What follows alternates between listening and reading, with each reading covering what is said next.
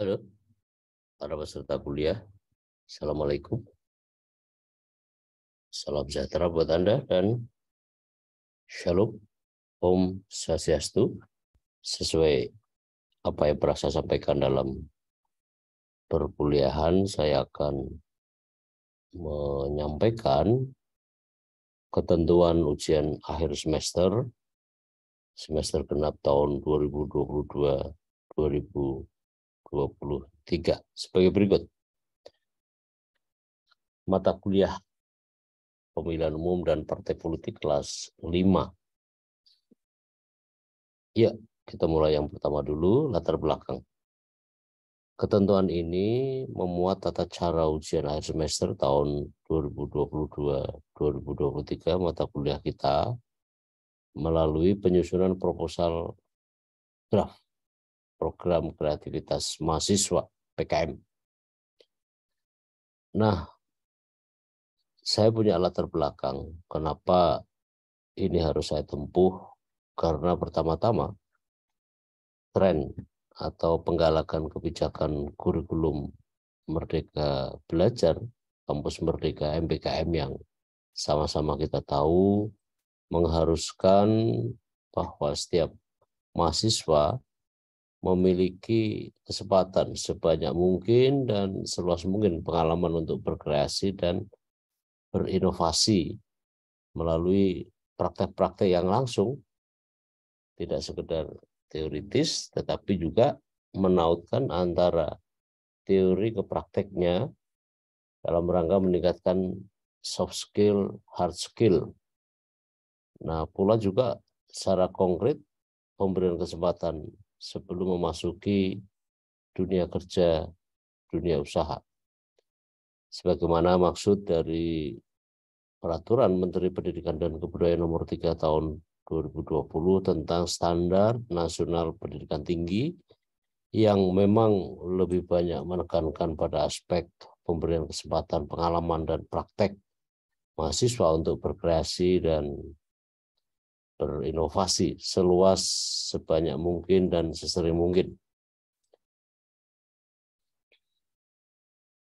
Ada juga alasan praktis, karena terus terang aja, terutama posisi saya sebagai Ketua Departemen Politik dan Ilmu Pemerintahan melihat bahwa dari tahun ke tahun keterlibatan mahasiswa prodi ini ya sangat rendah menurut saya, termasuk kepesertaan dalam PKM jika dibandingkan dengan program studi pada departemen lain di lingkungan Visipun kita.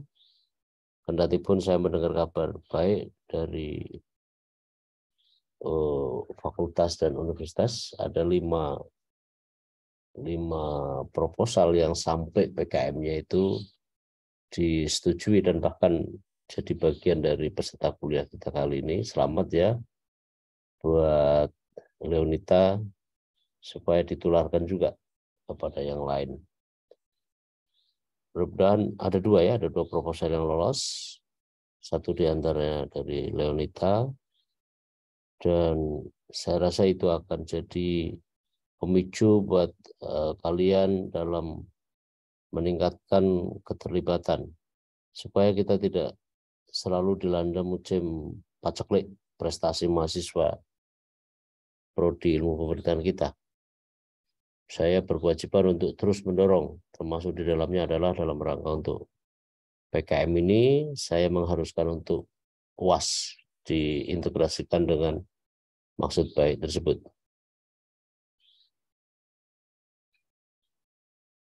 Mata kuliah ini dirancang selain untuk meningkatkan kognisi afeksi psikomotorik mahasiswa, pula untuk meninggikan frekuensi pembiasaan, gitu ya. Istilah saya adalah meninggikan pembiasaan, supaya mahasiswa sekali lagi berkreasi dan berinovasi. Kesempatan harus terlalu diberikan, termasuk sedikit-sedikit dipaksa lah gitu ya, supaya kesempatan dan keterlibatan itu mampu menjadi pembiasaan ya, jadi kebiasaan akhirnya di kalangan mahasiswa. Dunia pendidikan selalu mengharuskan adanya impresi terhadap mahasiswanya, terutama saya tekankan di lingkungan Departemen Politik dan Ilmu Pemerintahan, yang itu adalah kewajiban saya. Lalu yang berikutnya, saya ingin menyatakan bahwa kajian pemilu kita ini memiliki potensi yang besar untuk digali dan diangkat dalam berbagai studi, karena pemilu ini selain merupakan gitu ya pengejawantahan dari nilai besar demokrasi, demokrasi elektoral, demokrasi perwakilan, lalu adalah pemilu, ya itu adalah lahan ya yang dapat digali dan diangkat sebagai tema kreativitas dan inovasi mahasiswa, termasuk jika akhirnya saya ingin mendorong untuk kita tautkan dengan program PKM ini. Saya berharap ini akan jadi perhatian kita semuanya. Nah, teman-teman ya, dari 10 jenis lomba PKM, silakan dipelajari ketentuan PKM. 4 jenis lomba PKM ini memiliki kedekatan dengan kajian-kajian pemilu. Benar-benar menarik sebenarnya ini kalau kita tekun untuk melakukan ini gitu. 10 sebanyak 4 jenis itu memiliki ini relasionalitas dengan kajian pemilu, dekat dengan kajian-kajian pemilu, karena pemilu itu selain konsep besar yang saya sampaikan tadi juga ada praksisnya. Nah, praksisnya inilah yang merupakan lahan luas dan dalam untuk diangkat atau digali dalam tematika PKM ini. Selain juga kegiatan lain, ialah ada 4 ya. Pertama adalah riset sosial humaniora, yang kedua pengabdian kepada masyarakat, yang ketiga adalah video gagasan konstruktif VGK, dan akhirnya adalah artikel ilmiah. Materi-materi lain sangat mungkin juga seperti itu, tetapi yang paling saya tahu dari kajian-kajian pemilu, karena saya juga punya pengalaman yang cukup panjang, dengan reputasi yang cukup panjang, bahwa itu semua bisa diangkat sebagai bahan galian, kajian, termasuk untuk kepentingan PKM ini. Nah, itulah seperti ditolak dari latar belakang di atas ya. Saya berharap kita akan membagi ke dalam beberapa kelompok ya. Para peserta kuliah saya rancang untuk dibagi ke dalam beberapa kelompok, yang masing-masing kelompok itu diharuskan untuk membuat atau menyusun draft proposal PKM. Nah, tiap kelompok akan terdiri atas 5 orang. Ya, nanti akan saya sampaikan daftarnya di belakang. Kendati pun ada sebagian lebih karena jumlah ganjil tidaknya untuk pecahan 5 kelompok. Prinsipnya adalah untuk 5 orang dalam satu kelompok, tetapi di bagian akhir selalu saya akan tambahkan jika itu masih kurang, sehingga supaya memperoleh kesempatan yang sama semua. Nah, teman-teman ya, luaran itu output outcome atau hasil akhir dari karya UTS ini berupa proposal PKM. Ya. Nah, nanti sesuai nama, tema, dan jenis PKM yang dilombakan apa saja, saya akan sampaikan di belakang presentasi ini.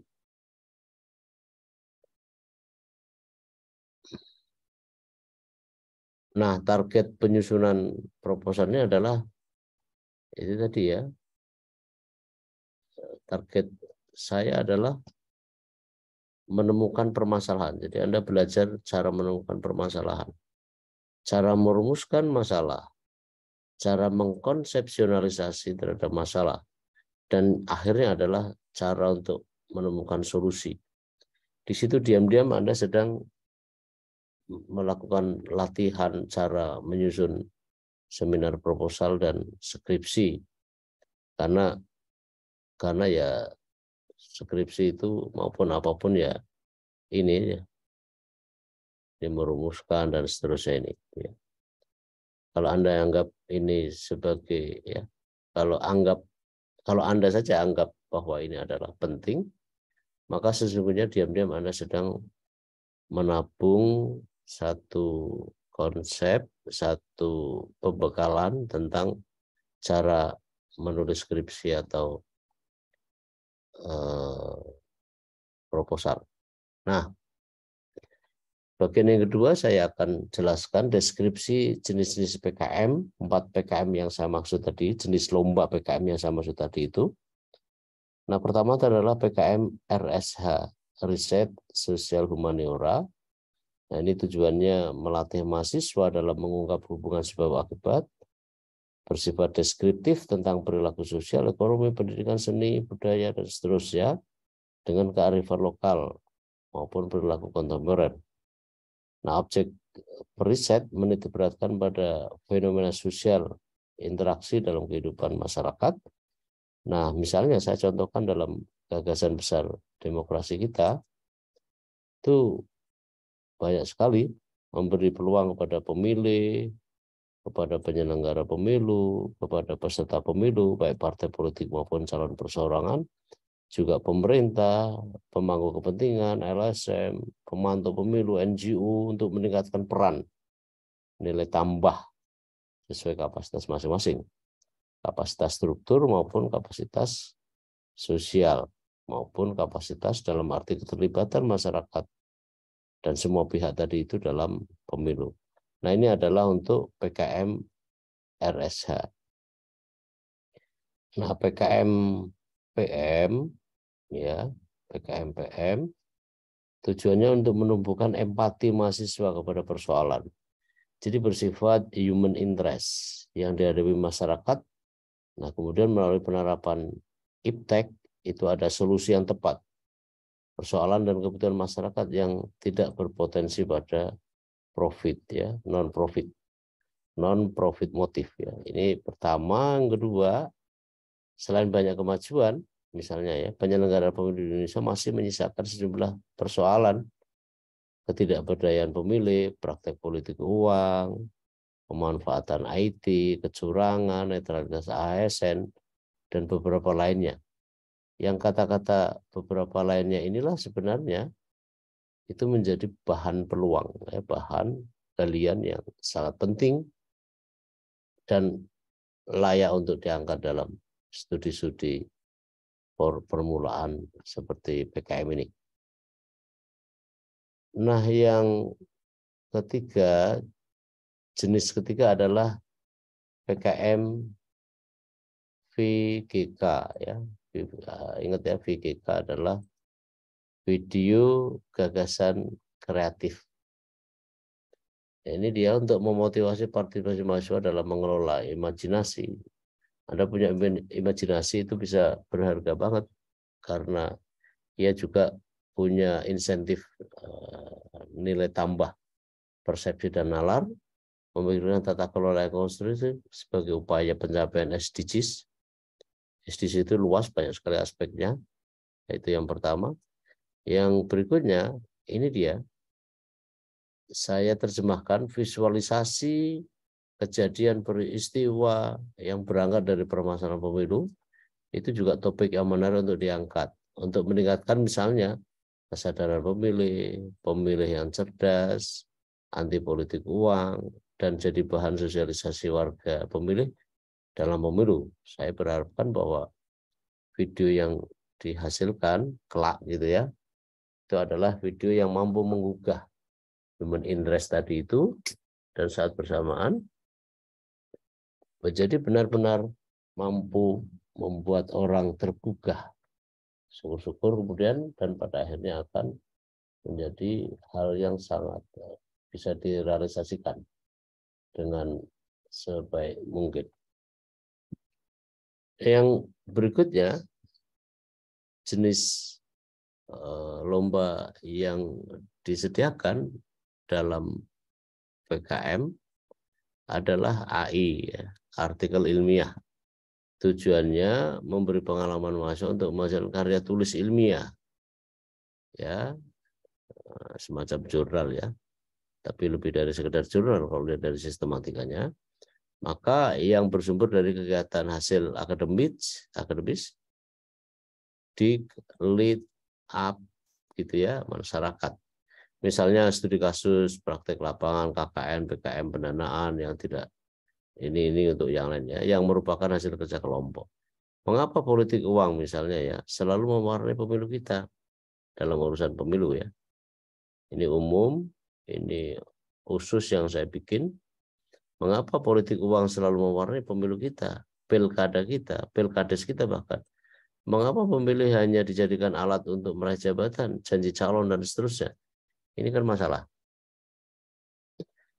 Masyarakat kita tidak punya kapasitas yang memadai untuk melakukan upaya-upaya sesuai dengan konstruksi apa ya yang dialaminya, jalan pikiran, keadaan, dan seterusnya. Berikutnya, bagian ketiga sistematika proposal. Sistematika proposal ini saya rancang, memodifikasi tanpa menghilangkan substansi syarat ya dalam PKM ini. Kita akan lihat ada 4 sistematika yang memang sesuai petunjuknya berbeda-beda ya. Tapi yang jelas judul semua harus ada ya. Judul itu tidak boleh lebih dari 20 kata. Hindari akronim karena memang tidak boleh ya akronim atau singkatan di dalam judul. Apapun judulnya itu tidak boleh ya. Semenarik mungkin ya harus lebih menarik, eye catching gitu ya. Readable gitu dan logis. Nah, bab 1 pendahuluan, nah ini memuat hal-hal yang ditentukan ya. Ya, silakan nanti bisa dipelajari secara lebih detail ya. Tapi yang jelas di dalam pendahuluan selalu ada latar belakang. Kemudian justified terhadap apa masalah dalam fenomena sosial dan permasalahan yang kemudian akan diangkat ya. Ini semua ini bisa dibaca. Lalu yang kedua, bab kedua ya, tinjauan pustaka, menguraikan, menjelaskan teori yang melandasi riset yang akan diangkat, disertai dengan penjelasan beberapa kali temuan penelitian lain. Ya, revised studies atau ya penelitian terdahulu ya, yang pernah dilakukan oleh peneliti lain. Sumber pustaka ya alfabetis, riset terbaru dalam 10 tahun terakhir rujukannya, metode riset ya, metode yang disyaratkan, lokasinya, desainnya, tahapannya, objek atau variabelnya, dan seterusnya. Itu yang sudah barang pasti selalu ada di dalam riset.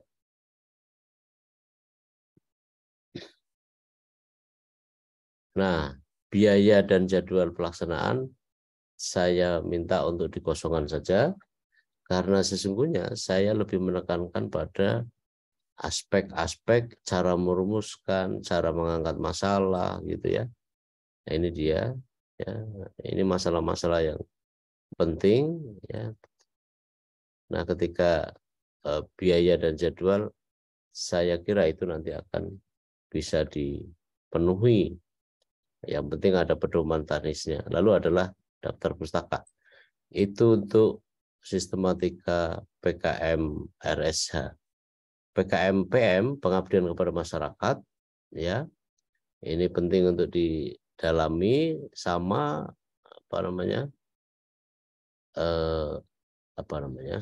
lupa. Ini persyaratannya yang ada di PKM, yang ada di PKM ya di Dikti, yang di PKM yang diterbitkan oleh Dikti. buku petunjuk atau buku manual oleh dikti. Nah ini untuk terkait dengan ini ada bab 1 pendahuluan, ini dia harus disebut mitra program ini, misalnya KPU, Bawaslu, DKPP dan seterusnya, alamat di mana kantornya dan seterusnya. Ini bisa di searching ya. Harus ada latar belakang kenapa disusun proposal ini dan mengidentifikasi permasalahan kebutuhan yang dihadapi dengan kelemahan yang ada di KPU, Bawaslu, DKPP. Nah, mahasiswa punya peran untuk mengisi atas itu. Itu maksudnya. Kenapa akhirnya perlu ada pengabdian karena latar belakang itu. Ya, dan dengan itu kemudian Anda mengungkapkan keyakinan Anda bahwa mitra program ini misalnya akan tertarik dan seterusnya. Dan seterusnya ya. Lalu bab 2, gambaran umum. Nah, ini silakan dipelajari umum ya, potensi dari aspek spesifik, sosial, ekonomi, lingkungan, dan seterusnya. Itu bisa dipelajari secara tersendiri sih, tanpa harus ditunjukkan oleh pengampu. Nah, sistematika yang ketiga mestinya ini PKM. Oh ya, ini lanjutan ya, lanjutan PKM PM, berarti lanjutannya. Ini dia biaya metode pelaksanaan, ini dia. Anda menetapkan baseline dulu berdasarkan kondisi real dan program. Langkah apa yang akan Anda ambil dengan pengabdian ini, itu. Lalu penetapan baseline, langkah untuk mengukur masalah, langkah strategis yang dilakukan, rancangannya, solusinya, menuliskan peran dan kontribusi masing-masing pihak, itu. Misalnya tadi mitranya mitra lembaga negara, lembaga swasta gitu ya, biaya dan seterusnya. Saya kira kita kosongkan saja. Karena sekali lagi yang saya pentingkan di sini adalah cara Anda untuk berlatih dalam melakukan banyak kegiatan yang terkait dengan dunia ilmiah. Nah, sistematika VGK adalah video gagasan kreatif, konstruktif gitu ya. Nah, ini dia, tidak boleh menggunakan akronim, singkatan tak boleh lebih dari 20 kata. Nah, pendahuluan, nah ini dia. Dalam VGK ini sebenarnya Anda diminta untuk merancang, mendesain video yang kelak akan diterbitkan, akan dibuat, akan diedit, akan diunggah, dan seterusnya. Jadi semacam file video yang siap unggah gitu. Itu hasil akhirnya. Tetapi dalam kaitan ini adalah merancang saja, membuat skenario dan seterusnya. Uraian jelas permasalahannya apa yang diangkat. Ini harus human interest atau merupakan gagasan yang sangat penting, ya. Misalnya sosialisasi, membantu sosialisasi bagi KPU dalam hari H. Apakah Anda tahu hari H pelaksanaan pemilu tahun 2024 misalnya, tanggalnya berapa, harinya apa, mulai jam berapa gitu. Lalu lokasinya di mana, apakah semua pemilih sudah tahu bahwa lokasi pemungutan dan penghitungan suara di tanggal 14 Februari, yaitu adalah voting day, sekaligus adalah Valentine Day, itu bisa sudah ditangkap belum sama masyarakat gitu ya. Dan karena itu Anda membuat video ini gitu. Nah, ini dia masih VGK ya. Ini skenario kontennya. Jadi sekali lagi membuat skenario ya, termasuk beberapa persiapan misalnya shooting script ya, naskah lengkap cerita ataupun ini dia papan cerita. Jadi Anda bukan membuat video ya, tetapi merancang pembuatan video itu. Padahal itu pun juga tidak kalah pentingnya. Perancangan itu, perekayasaan terhadap satu sosial itu juga nggak kalah pentingnya. Ya. Kenapa begitu? Karena ini dia.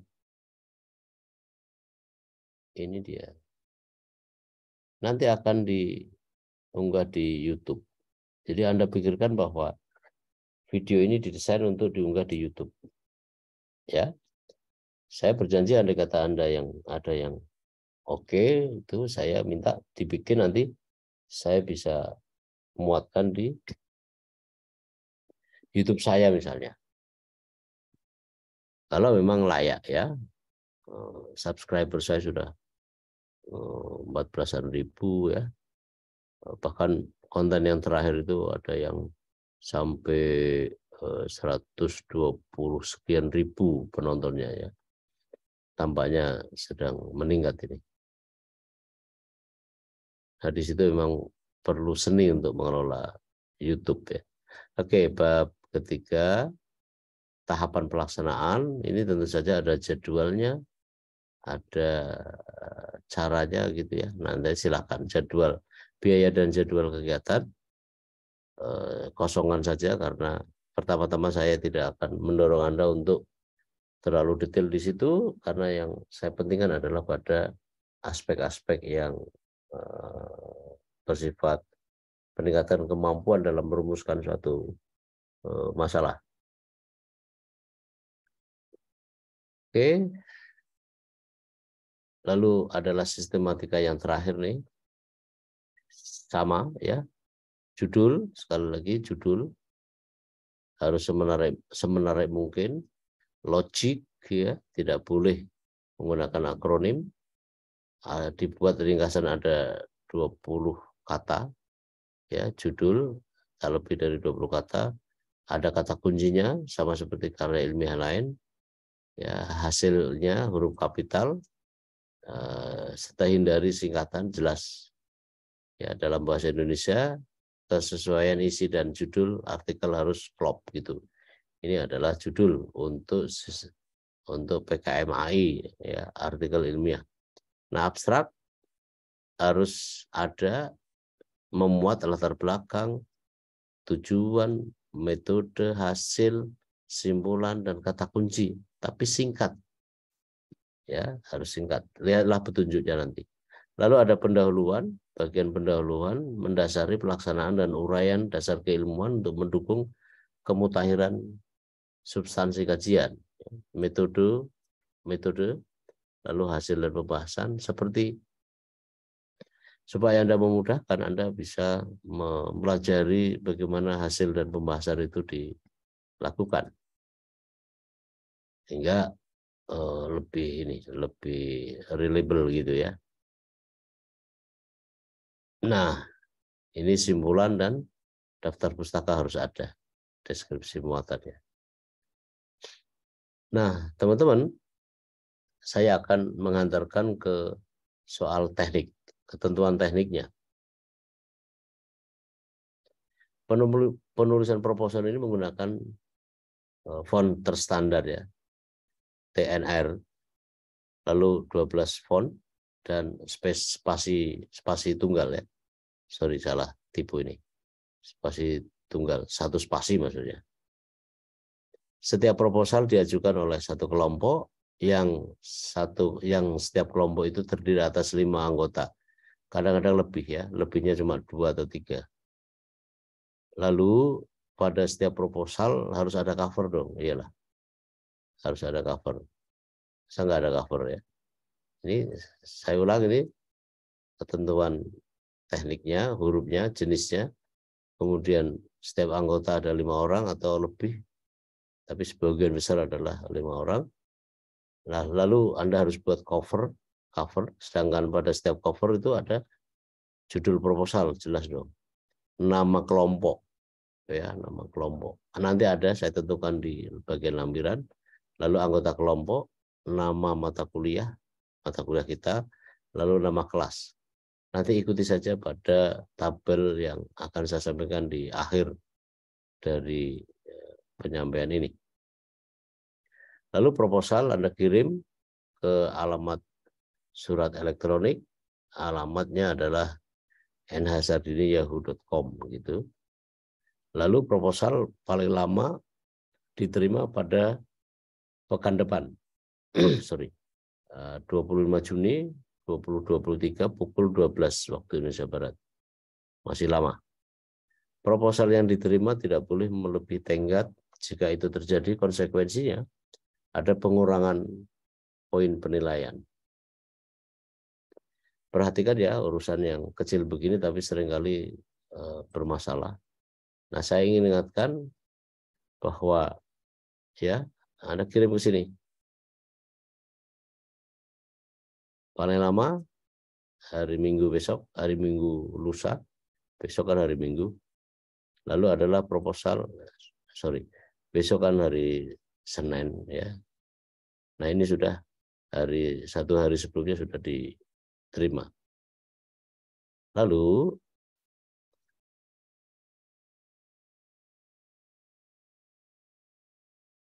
barkode presensi saya perlu jelaskan.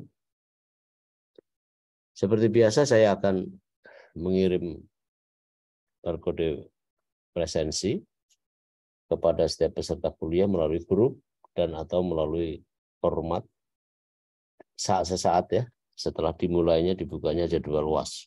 Tentu saja ini harus menunggu pada hari dan jamnya. Lalu tiap peserta kuliah tidak harus hadir di ruang ujian.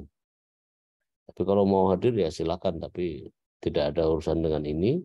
Jikapun hanya sekedar untuk mengisi presensi manual, itu tidak perlu karena saya sudah koordinasi dengan fakultas. Kemudian Kormat mengoordinasi jika ditemui kesulitan oleh peserta kuliah, peserta ujian, atau hal-hal yang ditemui peserta kuliah lain. Misalnya sekali aja saya pernah lewat nama gitu ya, nanti disusulkan nggak ada masalah ya. Tapi lewat Kormat supaya lebih mudah saya itu mengingatnya karena pesan di HP WA saya itu banyak banget satu hari sehingga kadang-kadang lewat ya. Mengkoordinasikan kesulitan hal ini untuk kemudian dikonsultasikan ke saya ya. Nanti kalau ada kesulitan dan segala macam. Tapi sejauh petunjuk itu tadi itu sebenarnya udah cukup ya. Karena memang penjelasannya sangat jelas gitu. Nah, ini dia penutup tema teman-teman ya, perlu diperhatikan tema yang diajukan ada dalam tabel nanti. Itu memuat pokok-pokoknya saja. Tema ini dapat diubah, dimodifikasi, disesuaikan ya karena namanya tema tidak selalu sama dengan judul. Tetapi andai kata Anda mau ambil tema yang saya sajikan sebagai judul, itu juga enggak mengapa, tetapi saya sarankan untuk memodifikasi tema-tema nanti itu sesuai dengan kesepakatan di kelompok itu. Nah, penutup tematika nyolonong ya. Ya, nggak apa-apa, tematika penutup. Lalu saya berharap Anda akan mengerjakan dengan sebaik-baik mungkin, memperdomani. Nah, teman-teman ya, kita langsung ke lampiran. Nah, ini ada ada daftar gitu. Saya rancang masing-masing kelompok 5, tapi di belakang ada yang lebih dari 5. Nah, ini adalah tema ya. Diva, Ana, Alif, Ineke, Muhammad Iqbal. Ini masuk dalam ini dia.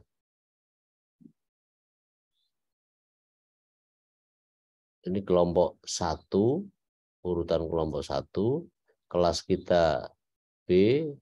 Nah, jenisnya PKM RSH, riset sosial humaniora gitu. Ini 1 ya, kelompok 1, kelompok 2 ya. Ini temanya sama juga ini untuk tema kelompok 1. Ini oke. Windy Saputri, Lukman, Alena Dewi, Fatia ya ada di kelompok 3 kelas 5 PKM RSH. Sama seperti juga kelompok yang sebelumnya.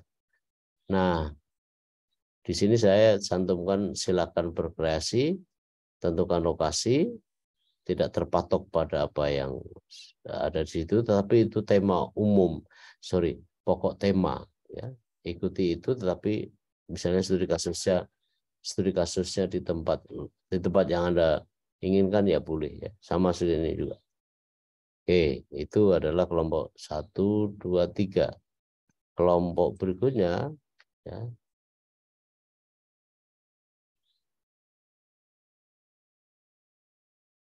Kelompok berikutnya. Oke. Nah, ini kelompok 4 ya. Silakan dipelajari. Di kelompok 4 temanya ini, anggotanya ini. Oke. Kelompok 5 pokok temanya ini silakan boleh berkreasi. Anggotanya adalah ini. Oke. Kelompok 6 anggotanya ini, temanya ini nama kelompoknya. Oke.